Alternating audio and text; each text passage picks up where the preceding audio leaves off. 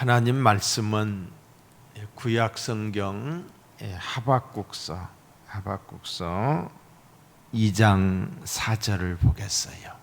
하박국서 2장 4절. 보라 그의 마음은 교만하며 그 속에서 정직하지 못하나. 많은 사람들의 마음이 교만해요. 이 하박국 시대에 그랬다 이 말이에요. 이 교만하다라고 하는 것은 뭐 사람과 사람 사이에 있어서 교만하지만은 피조물인 인간이 하나님을 거역하고 하나님을 대적하고 하나님을 인정하지 않는 것, 이게 교만이에요. 그러니까 이 하박국 시대의 사람들이 그렇게 살았거든요. 부악하고 악독하고. 자, 1장을 보시면 그런 게 나와요. 응? 1장을 보시면은 계속해서 그런 내용이. 그런데 하나님이 말씀하셔요. 보라, 그 마음은 교만하며 그 속에서 정직하지 못하나 의인은 그의 믿음으로 말미암아 살리라. 자, 오늘 말씀의 핵심은 의인은 믿음으로 산다. 아멘. 이 하박국서 2장 4절에 있는 말씀이 사도 바울이 로마서 1장 17절에 오직 의인은 믿음으로 사느니라. 오직 의인은 믿음으로 말미암아 살리라 함과 같으니라. 우리는 믿음으로 살아요. 어떤 믿음? 나와 함께 하시는 하나님을 믿음으로 살아요. 내가 믿는 하나님이 전능하신 하나님이시고 내가 믿는 하나님이 나를 사랑하시는 하나님이시고. 아멘. 그 하나님이 천지 만물을 창조하셨고 섭리하시고 주관하시고 다스리고 계시고 지금도 우리의 생사화복을 주관하고 계신다. 이 하나님을 우리는 믿음으로 살아요. 하나님을 믿는 우리가 비굴할 수 없어요. 하나님을 믿는 우리가 적당히 타협할 수가 없어요.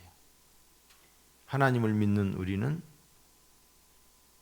내 앞에서 그 하나님이 나를 보고 계시는 것을 의식하면서 그 하나님의 눈동자를 의식하면서 그 하나님의 말씀대로 살려고 하는 것이 믿음의 삶인 줄로 믿습니다. 세상 끝날까지 우리와 함께 아마 있어요. 함께 하신 하나님, 코람데오의 하나님. 종교 계획자들이 일성으로 외쳤던 것이 코람데오예요. 하나님 앞에서 살자. 하나님의 눈동자를 의식하고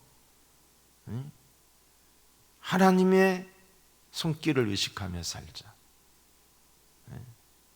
이거예요. 우리는 하나님 앞에서 살아야 될 줄로 믿습니다. 선한 능력으로 매일매일 하루 살아가는 삶. 이 찬송이 누가 작사 작곡한 줄 아세요?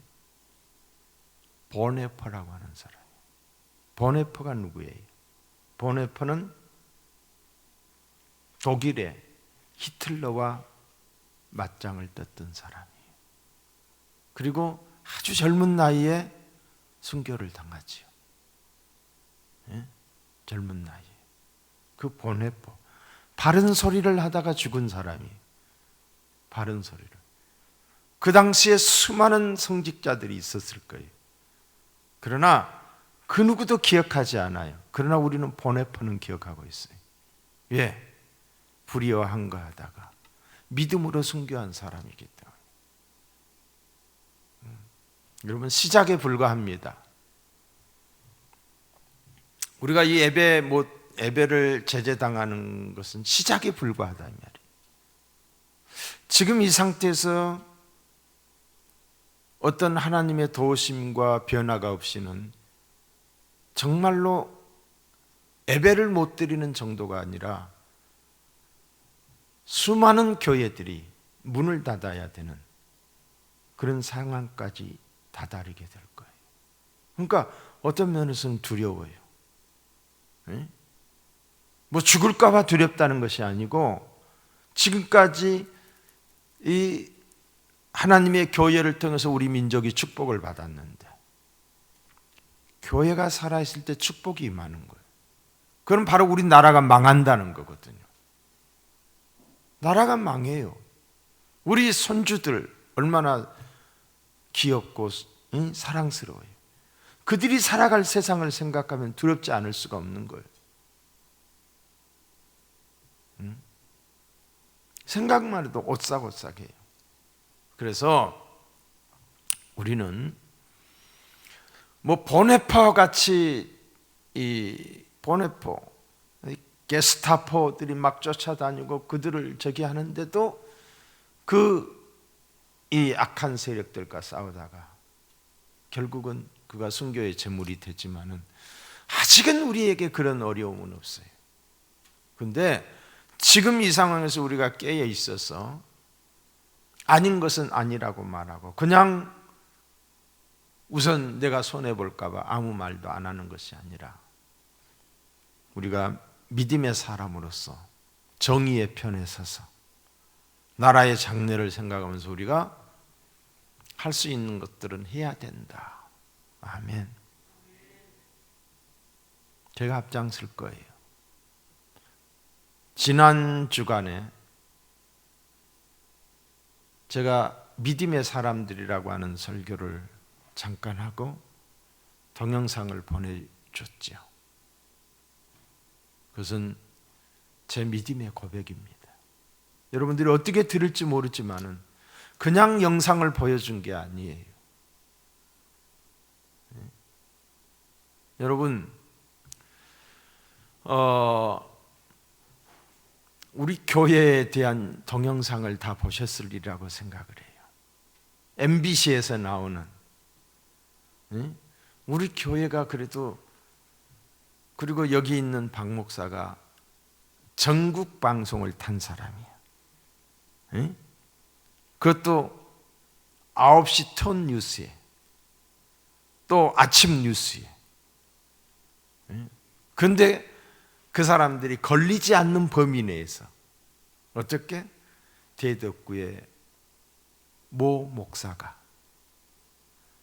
또 대덕구에 있는 어떤 교회가 이런 식으로 자기들이 피할 길은 다 내면서 뉴스를 탔어요. 그 뉴스에 보면은 처음에 저를 이제 정광훈 목사하고 같이 엮는 거예요. 정광훈 광화문 집회의 정광훈 목사와 친분이 있는 목사, 그렇게 나와요. 저는 정광훈 목사하고 친분이 없어요. 그분을 직접적으로 만난 것은 광화문 그 연단에서 한번 만났고, 대전 충무체육관 연단에서 한번 만났고, 그리고 대전에 왔을 때 어느 그 호텔이었던가 음식점이었던가 거기서 한번 만난 거, 이게 3번이 다예요. 깊이 있게 그분하고 내가 이야기한 적도 한 번도 없어요. 그냥 시간이 짧기 때문에. 그분과 나의 공통적인 점이 있다면 나라 사랑하는 거, 나라 걱정하는 거. 그분 때문에 내가 광화문에 나간 것은 아니에요. 내 나라 걱정 때문에, 나라 사랑 때문에 나갔던 거지. 그런데 이분들은 정광훈 목사와 나를 엮어서 나로 하여금 아주 정광훈이 같은 사람이다. 여러분, 정광훈 목사, 그만한 목사도 없어요. 그만한 목사도, 그만한 용기 있는 목사도 없어요. 그렇다고 해서 내가 그분이 하는 모든 것을 다 옳다고 이야기하지 않아요. 그분의 입이 너무 걸어요. 함부로 말을 해요. 제가, 정광훈 목사가 작년에 그 광화문에서 애국운동을 하면서 마지막 단계에 갔을 때에 자유통일당을 만든다라고 했을 때에 제가 유튜브로 찍어가지고 지금도 유튜브에 떠돌아다니고 있어요. 그거 하지 말아라. 지금까지 이거 하려고, 정당을 만들려고, 정치하려고 애국운동을 했느냐 하면서 제가 여러 가지를 지적을 해서 이야기를 했어요. 그랬더니 그 유튜브가 얼마나 그 정광훈 목사 편에 있는 사람들이 나를 뭐라고 했는지 몰라요. 응? 나는 정광훈 목사하고 그렇게 친한 사람이 아니다 이 말이에요. 단지 공통점이 있다면 나라 사랑하는 거예요. 응? 그거 하나. 그 사람도 그렇고 나도 그렇고. 응? 그분에 비하면 나는 아주 작은 사람에 불과한 거예요. 친분이 있지 않다. 그리고 거기서 뉴스의 중점이 뭐였냐면은 제가 그 광화문 갔다 와서 설교를 했잖아요. 그때 제가 무슨 설교를 했냐면 이 사람들이 제 설교를 다 모니터링 다 한 거예요. 자발적 참여였다. 강요를 하거나 그러지 않았다. 그렇잖아요. 제가 언제 여러분 광화문 갈 사람들에게 막 같이 가자 그런 적 있어요? 전혀 그런 적 없잖아요. 그저 단지 주보에 내놓고 나라 사랑하는 사람들 시간 되시면 같이 갔으면 좋겠다 이 정도예요. 강요하지 않았어요. 선동하지 않았어요. 그런데 나보고 선동했다라고. 그러니까 광화문 집회 가기 직전에 저 선악감리교에서 뭐 하늘문교에서 우리 대전에 있는 장로님들 장로연합회 그 원래의 모임이 있었어요. 그때 아침에 가가지고 제가 설교를 했죠. 설교를 하면서 그 설교 중에 뭐라고 말을 했냐면은 나는 갑니다. 어디를 간다고? 광화문에 갑니다. 우리 교회에서도 갈 겁니다. 그리고 세종에서 하는 20일 구국 기도에도 갈 겁니다. 이랬는데 갈 겁니다라고 했다는 걸 이걸 가지고 내가 선동을 했다는 거예요. 그 사람들의 자의적인 해석이 있죠. 선동한 적이 전혀 없어요. 그러니까 어떻게 해서든지 엮어넣으려고. 이거는 언론의 폭력입니다. 그렇잖아요? 언론의 폭력이에요.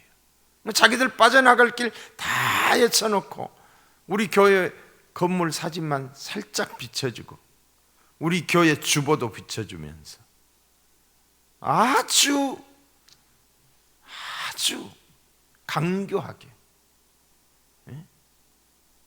그 설교 중에 제가 그런 걸 이야기를 했어요. 그러니까 아주 좀 강하다라고 하는 것만 딱딱 뽑아서 편집을 했더라고요. 그때 내가 설교하면서 그때 한 40분 설교를 했어요. 40분 설교를 했는데 그 중에서 몇 가지 단어, 어떤 단어를 썼냐면 이 정부는 사탄의 정부다 라고 생각합니다 라고 했어요. 사탄의 정부다 이렇게 말한 것도 아니고 사탄의 정부라고 생각합니다. 내 생각을 발표한 거예요. 그런데 그것을 딱 이렇게 보여줬어요. 여러분, 예수님의 수제자였던 사도 베드로도 뭐라고 그랬어요? 사탄아 물러가라 그랬어요. 예수님의 수제자였던 사도 베드로를 네가 하나님의 일을 생각하지 않고 사람의 일을 생각하는도다. 사탄아 물러가라 주님이 말씀하셨어요. 왜 제가 사탄의 정부라고 생각을 했을까요? 하나님을 대적하기 때문에. 하나님을 대적하기 때문에. 하나님의 말씀인 성경과 반대를 하기 때문에. 반하는 삶을 살기 때문에. 뿐만 아니라 3년 동안에 얼마나 많은 가치들이 무너지고 있어요. 경제가 무너지고 거짓이 판을 치고 상식과 기본이 통하지 않고 상식이 통하지 않는. 이번에 교계 지도자들과 대통령께서 만나가지고 일부 교회가 상식이 통하지 않는다, 상식을 저버렸다, 이런 표현을 쓰더라고요. 자기들은 상식을 지키냐 이 말이에요. 자기들은 억지 쓰면 되는데. 제가 광화문 광장에 가가지고 대통령의 취임사를 가지고 내가 이야기를 했어요. 거기에 있는 30가지의 약속이 있어요. 31가지인가가 약속이 있어요. 근데 하나도 안 지켰어요. 하나도. 다 거짓말이었어요. 그런데 딱 한 가지 지킨 게 있어요.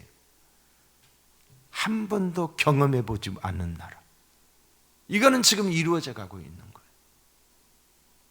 전혀 상식이 통하지 않는, 상식의 수준을 무너뜨려 버린 사람이 교회를 향해서 상식이 통하지 않는다. 예배를 드리는 게 상식이지, 하나님께 예배를 드리는 게. 교회에 있어서 예배는 생명이에요. 본질이에요. 이걸 못하게 하는 것은 종교의 자유를 억압하는 거죠. 그리고 또 한 가지 그들이 딱 꼬집었던 게 뭐냐면은, 제가 그랬거든요. 그 상권 분립을 이야기하면서, 상권 분립이 무너졌잖아요. 국회와 정부와 사법이 다 제가 썩었다고 그랬어요. 썩었다고. 사법부가 법치를 제대로 하고 있어요? 아니잖아요. 판결 내리는 것 보세요. 자기 편이면 무죄, 자기 편이 아니면 유죄. 그냥 전직 대통령 2사람이 지금 감옥에 갇혀 있고, 모든 사람들을 적폐로 취급을 해가지고 지금 다 가둬놓은 거예요. 사법부. 국회는 어때요? 행정부는 어때요? 청와대에 신여가 돼 있잖아요.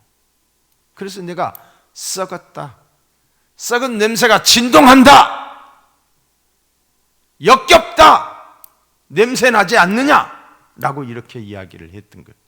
근데 그 부분만 딱딱딱딱 꼬집어가지고 이야기를 한 거예요. 근데 그저께 어떤 목사님이 저한테 그래요. 박경배 목사는 선을 넘어버렸다, 이런 이야기를 했다고 그래요. 그래서 내가 뭔 선을 넘었느냐 그랬더니 사탄의 정부라고 했다고 해서. 사탄의 정부? 그래서 내가 예수님도 베드로를 향해서 이 사탄의 자식아 그랬지 않느냐, 그런 이야기를 했어요. 여러분,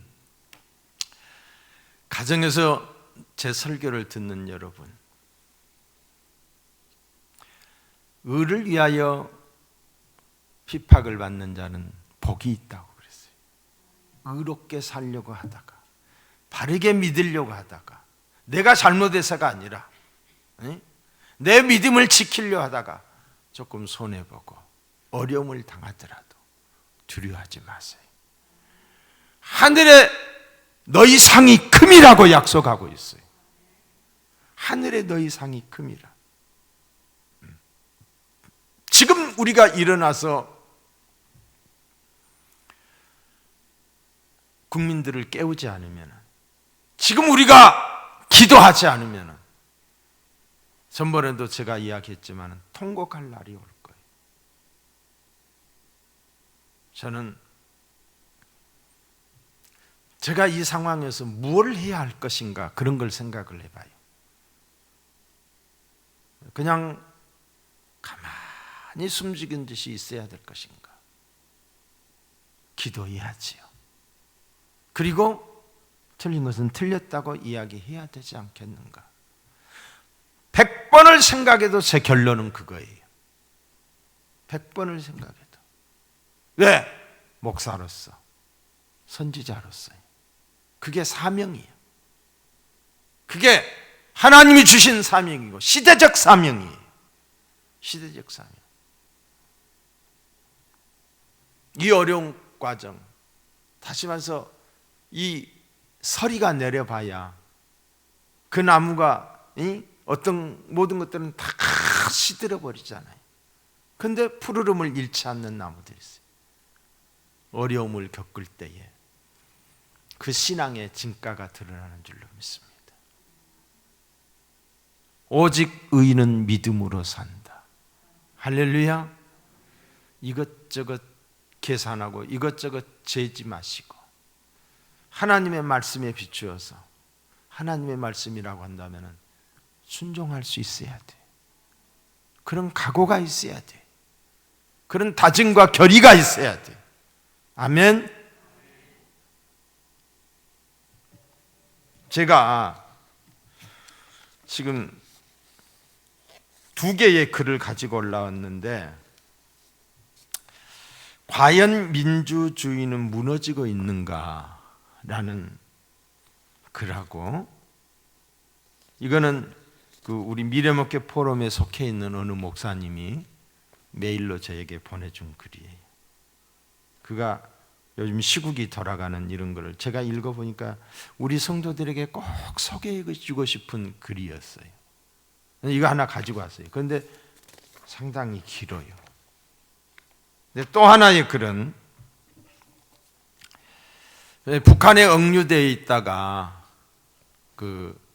풀려나신 목사님 계시잖아요. 제가 누구라고 이름은 말하지 않아도 우리 교회에 오셨던 목사님이시잖아요. 그분이 보내온 글이에요. 제가 이 글을 읽고 오늘 설교를 마치려고 합니다. 자, 한번 여러분 들어보세요. 형법에 보면은 형법, 민법, 형법이 있잖아요. 형법에 보면은 애배 방해죄는 3년 이하의 징역이라고 적혀 있습니다. 누구든지 예배 드리는 장소에서 그 예배를 방해하면 우리 형법에 3년 이하의 징역을 받게 되어 있다라고 그렇게 조항에 명시되어 있습니다. 뿐만 아니라 종교의 자유는 헌법에 보장된 우리의 기본권입니다. 최고의 상위법이에요. 기본권이에요. 종교의 자유는. 그럼에도 불구하고 정부는 예배를 금지시키고 있습니다. 그 무서운 핍박 속에서도 교회는 예배를 그친 적이 없었습니다. 흑사병으로 수많은 사람들이 죽어나갈 때도, 공산주의자들의 무서운 핍박 가운데서도, 북한에서도, 이슬람의 잔인한 살인의 두려움에도 성도들이 예배를 쉰 적이 없습니다. 숨어서라도 드렸다는 거죠. 교회는 정부를 대적하는 기관이 아닙니다. 왜 교회가 정부를 대적을 해요? 그럴 필요가 없죠. 정부를 위해 기도하고 축복하는 기관임에도 불구하고 교회를 향한 정부의 공격은 무차별적이고 폭력에 가깝습니다. 주먹으로 때리지만 않고 총으로 쏴지 않지 폭력에 가깝다는 거예요. 하루도 빠짐없이 언론을 통한 공격은 교회를 혐오 집단으로 몰아가고 있습니다. 교회를 혐오하는 아주 나쁜 바퀴벌레 같이 사람들이 그렇게 몰아가고 있다는 거예요. 나는 강화문에 안 나갔지만은 이것저것 따지기 전에 왜 그 수많은 국민들이 그 궂은 날씨에도 광화문 광장에 나왔는지 심각하게 생각해 보는 것이 지도자들의 상식이 아닐까?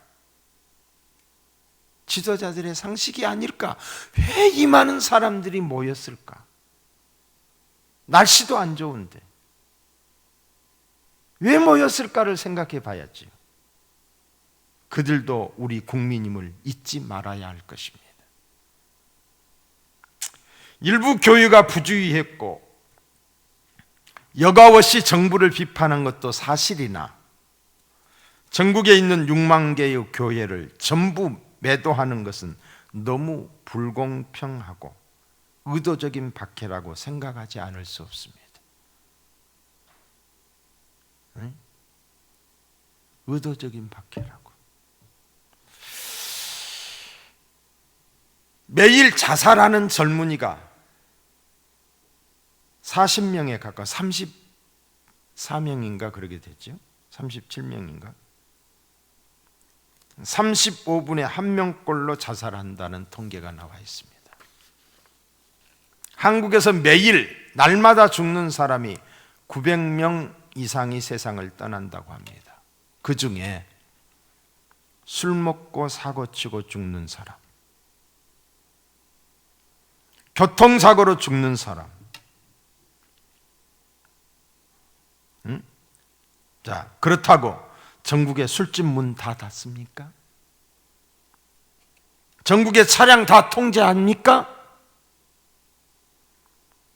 젊은이들 술집 들어가는 걸 자제시키지 않지 않습니까? 못하게 하지 않지 않습니까? 이런 내용이 반문하는 거죠.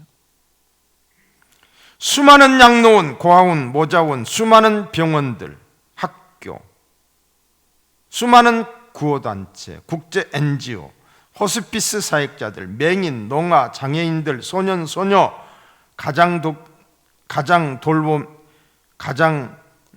소년, 소녀 가장 돌봄는 기관들, 독거노인들, 청량리역, 서울역 등에 누워있는 노숙자들, 급식, 탈선, 청소년, 선도, 재해 현장, 봉사 등등 사람들이 꺼려하는 일들에 대부분 교회가 앞장서고 있는 일에 대해서는 한마디도 하지 않는 것이 너무너무 신기합니다. 좋은 일 하는 것은 왜 한마디도 하지 않느냐는 거지. 가서 보세요. 서울역에서 그 사람들 먹여주고 입혀주고 케어해주고 그 사람들이 어떤 사람들인가. 우리 동기 목사도 서울역에서 하고 있어요.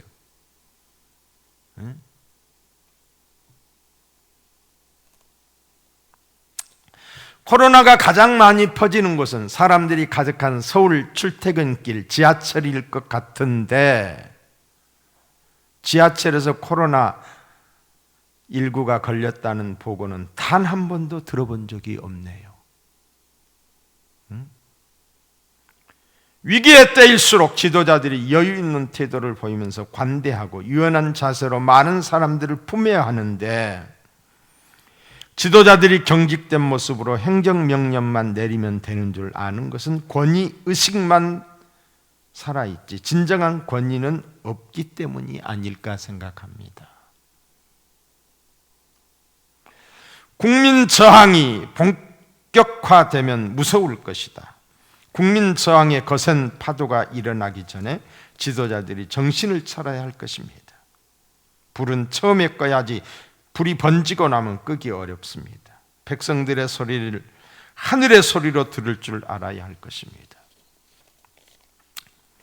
북미와 유럽에서는 수상 장관들을 미니스터라고 부릅니다.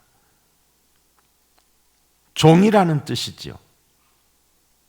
진정한 리더는 섬길 때 빛이 납니다. 툭하면 국가 예산을 풀어 선심 쓰는 것도 깊이 생각하지 못한 처사라고 생각합니다. 여러분들을 어려운 분들을 돕는 것은 100% 찬성입니다.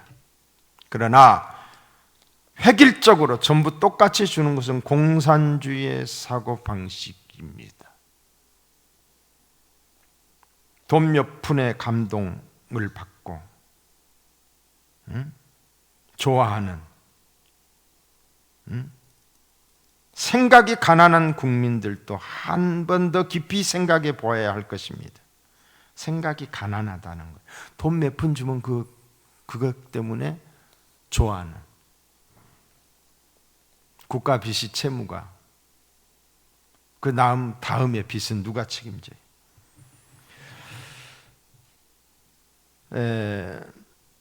이럴 때는 가진 자들, 넉넉한 분들이 나누어 줄 알아야 천민자본주의의 이 길을 극복할 수 있을 것입니다. 특히 기독교 신자들이 이런 일에 모범을 보여야 합니다.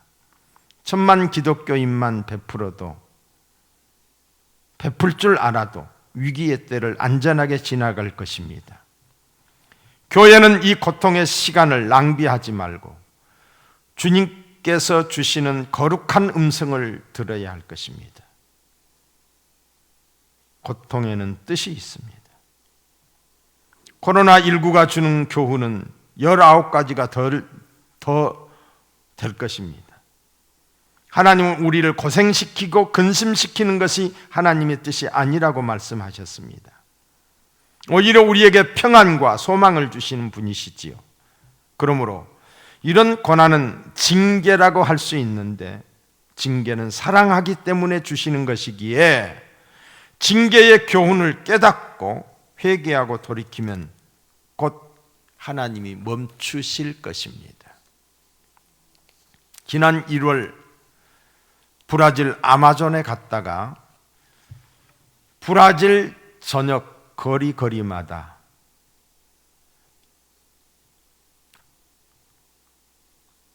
거지들이 가득한 모습을 보고 놀라서 알아보니 그들이 모두 다 베네수엘라 난민이라고 말해 주었습니다. 지난 1월 달에 브라질 갔다 왔나 봐요. 베네수엘라 난민이라. 제가 이야기했죠. 베네수엘라가 1950년대에 5번째로 잘 사는 나라였다고. 우리나라 6.25 당시. 지도자들이 돈을 펑펑 쓰면서 포퓰리즘 정치를 하다가 백성들을 국제 거지로 만들어 버린 모습이었습니다. 베네수엘라 미녀들은 국제 창녀로 전락하고 말았습니다. 우리나라가 이렇게 안 되리라는 법은 없어요. 곤두박질 쳐요. 그럼 우리나라는 우리 자녀들이, 우리 손녀들이, 우리 손자들이 그렇게 될 수밖에 없는 거예요. 저는 캐나다 시민권을 가지고 있는 사람입니다. 그분이 하는 말이에요. 캐나다는 코로나19로 어려움을 겪는다고 지난 4개월 동안 1인당 $2,000씩을 지원해 주었습니다. 그러나 캐나다는 남한보다 땅덩이가 200배가 크다. 200배. 우리나라 남한 땅덩이보다 200배가 크다는 거예요. 인구는 3,600만 명. 우리나라보다 200배가 더 큰데 인구는 3,600만 명. 우리 남한 인구보다 적은 거지. 어마어마하게 큰 나라인데. 태평양 대서양을 비롯한 엄청난 바다 자원을 가지고 있다. 양쪽의 바다를 다 가지고 있다는 거지.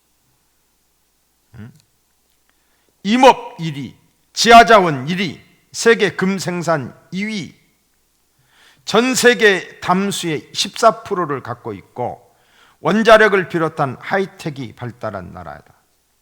자원이 많은 나라라는 거. 우리나라와는 비교가 할 수 없지요.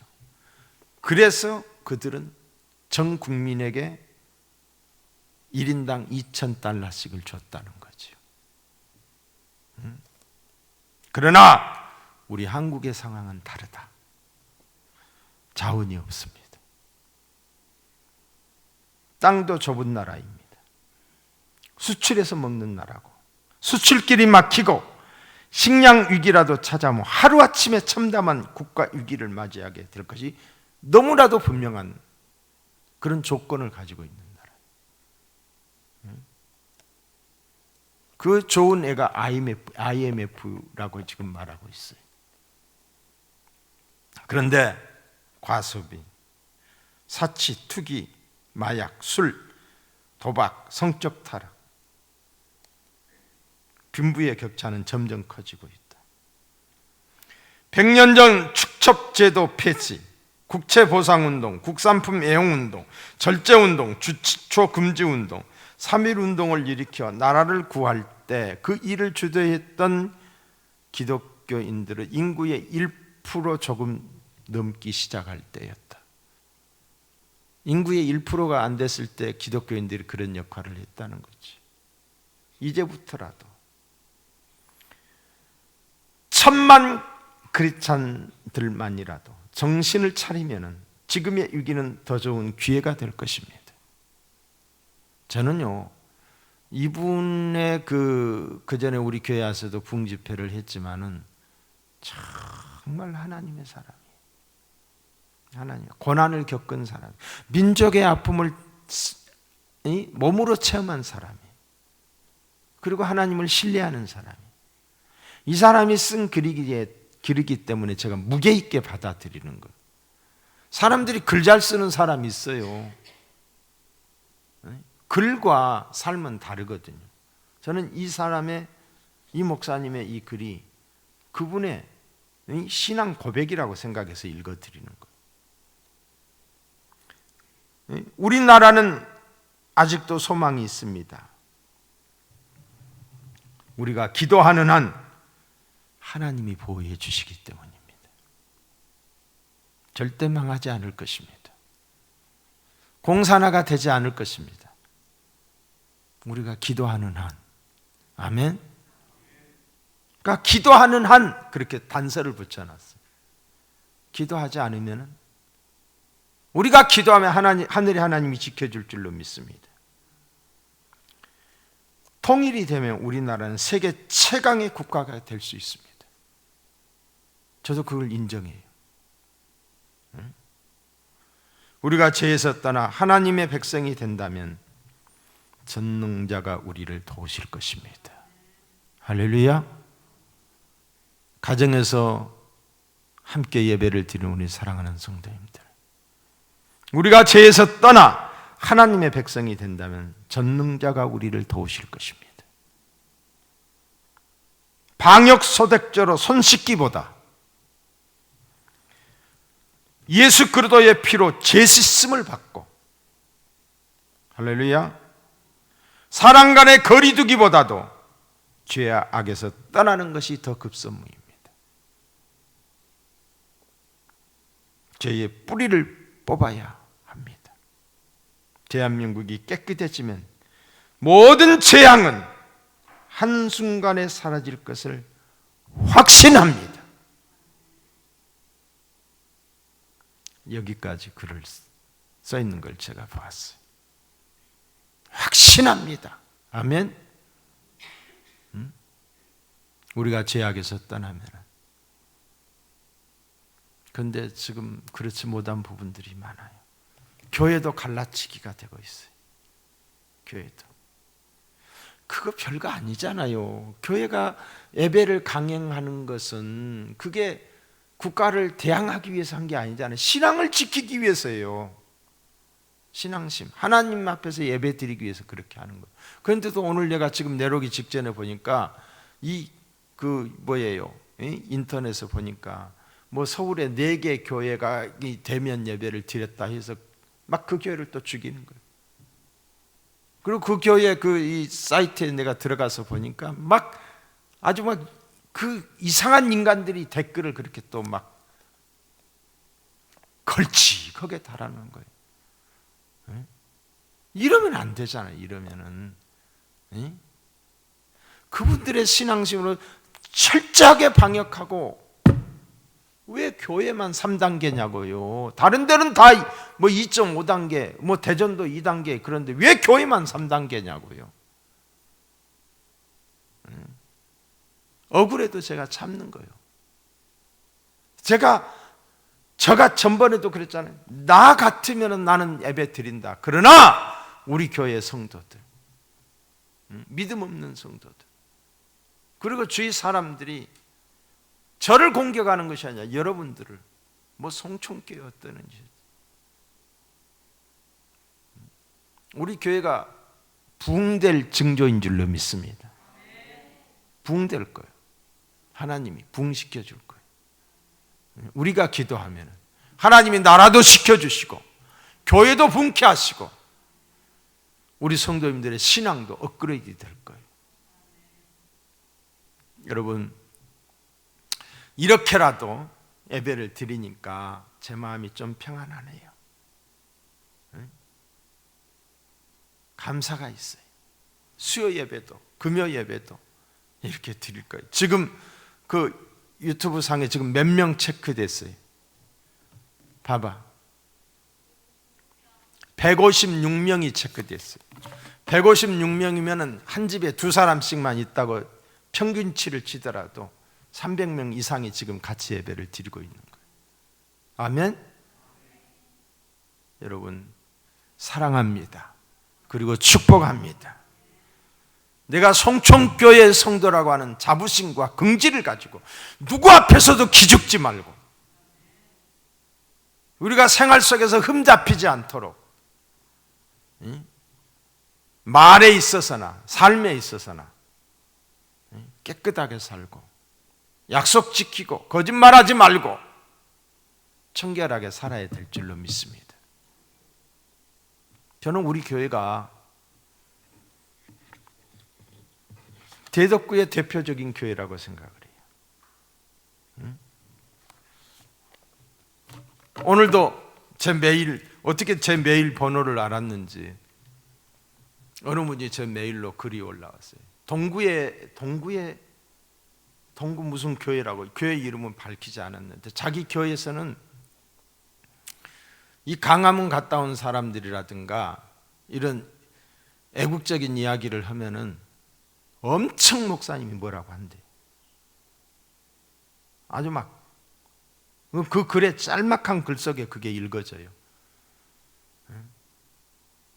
그러면서 유튜브를 봤는데 목사님 같은 분이 계셔서 감사하다라고 그렇게 글이 실어져 있어요. 그래서 나도 고맙다라고 하고 말았어요. 우리 교회는 애국하는 교회로, 할렐루야, 깨어있는 교회로 소문난 교회가 되기를 소망합니다. 그리고 여러분들이 저를 위해서 기도해 주시오. 저 역시 여러분들을 위해서 기도할 거예요. 자, 여러분, 가정에서 예배를 드리시는 여러분들, 부부간에 손을 잡으세요. 그리고 자녀들과 함께 손을 잡으세요. 손을 잡으시고 우리 함께 하나님께 찬양 드리기를 원해요. 선한 그 찬송 드리시고 우리 각자 통성 기도하시고 예배를 마치겠습니다.